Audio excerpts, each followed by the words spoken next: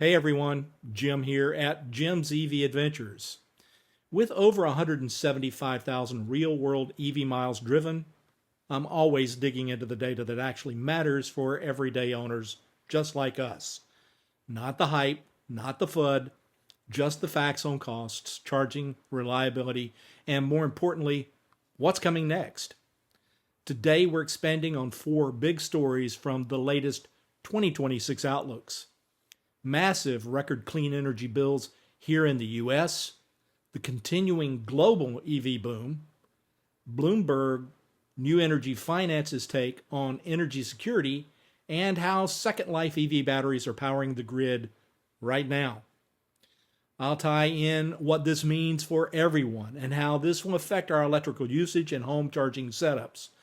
No politics, just practical insights. Stick around and let's dig into this data.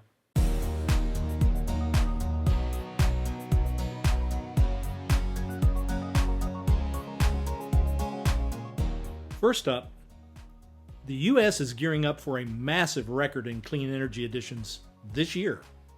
According to the latest EIA data from early 2026, developers plan to add about 86 gigawatts of new utility-scale electrical generating in 2026, an all-time high if it all comes online.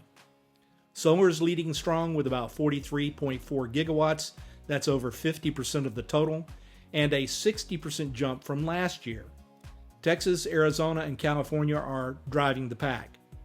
Battery storage follows with roughly 24 gigawatts planned, up from the 15 gigawatts recorded in 2025. Wind adds another chunk, and together renewables plus storage make up nearly all new capacity that's coming online in 2026.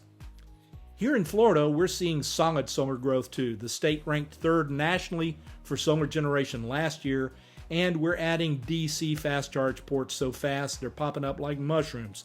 Just can't keep up with them. For us drivers, this means a cleaner, more resilient grid.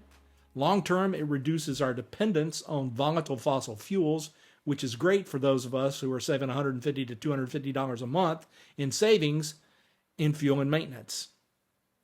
Let's take a look at the next story. Story number 2, the global EV momentum. It just keeps building. The IEA's global EV outlook for 2026 projects that around 23 to 24 million electric cars will be sold worldwide this year. That's close to 28 to 30% of all new cars in many markets and over 50% in China. Europe is pushing strong, China is the leader, and places like the Asia Pacific and Latin American markets are surging with over 45 to 50% growths in some spots. But here in the US, the share is still flatter, under 10%, with some slowdown after recent policy shifts. But here's the real-world owner perspective I always emphasize. Incentives or not, my Bolt EUV and my wife's Ioniq 5 have been fantastic. And after 175,000 plus combined miles, including cross-country trips, beach runs, and hurricane prep, the savings on gas, oil changes, and brakes are absolutely real. Home charging on that improving clean mix here in Florida is fantastic for level 2 setups, and it's still the smartest thing we can do when it comes to our EVs. The global boom is also driving down battery costs and bringing more affordable, better range models our way. That's the signal I'll be focusing on over the next 6 months. On to story 3. Number 3 is from Bloomberg's New Energy Finance, or BNEF. Their New Energy Outlook for 2026 report gives us new insight into what's happening in the world of energy.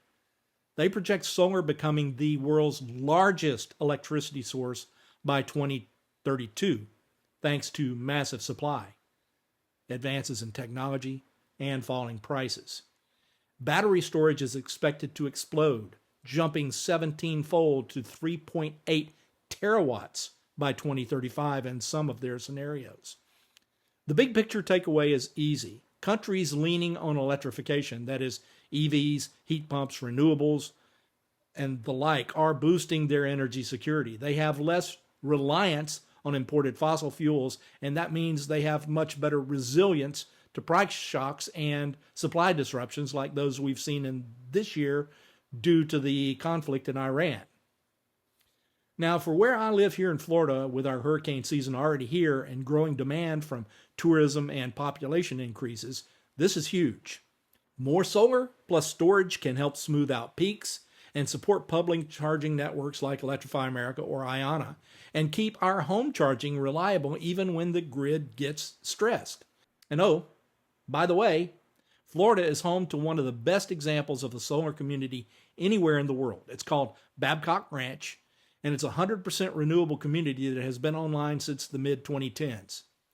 In 2022, it survived and thrived when Hurricane Ian set on the west coast of Florida for about 8 hours. Most of the town was intact with minimal damage. This was in stark contrast to the surrounding communities that had experienced loss of life, devastating flooding, and loss of power that led to boil water alerts, and they had extensive damage to buildings and other infrastructure. For someone to assert that solar can handle the weather, they're simply ignoring the evidence. Let's move to story number 4. And finally, story number 4. This one really hits home for high mileage EV owners like myself and my wife. Retired EV batteries are getting a powerful second life on the grid. Companies like BTU Storage Solutions are deploying hundreds of used packs from vehicles, including recent deals with fleets like Waymo for projects in California and in Texas. We're talking 24 megawatt hour sites already online, with plans pushing towards 100 plus megawatt hours in Texas alone. These batteries are often 50 to 80% capacity left after their vehicle life, and they provide affordable, fast-to-deploy storage. They help integrate more renewables, reduce waste, and stabilize our grid. It's the circular economy working. Your old high-mileage battery could one day help power the next wave of EVs. And with our Bolt and Ioniq 5 racking up the miles, it's very encouraging to see this technology extending their impact way beyond their time on the road.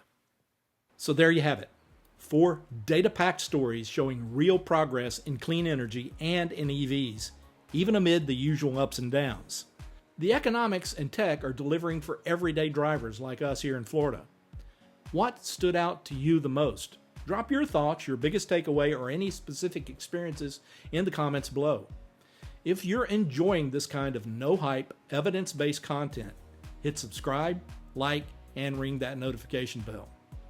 Now, later today, the day I drop this video, I'll be at Hollywood Studios with a surprise guest. And next weekend, you can join us at the Cheesecake Factory for a quick brunch to have more in-person chats with other like-minded EV owners. Links to these events are in the description below. Thanks for watching. Please drive safe, charge smart, and I'll see you out there or somewhere along the route from point A to point B. Jim, out.